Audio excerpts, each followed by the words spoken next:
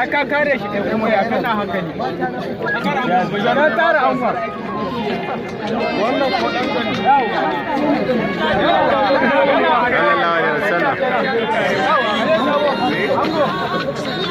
Assalamu alaikum. Hello? Wa alaikum assalam. Ba shi tura ba shi.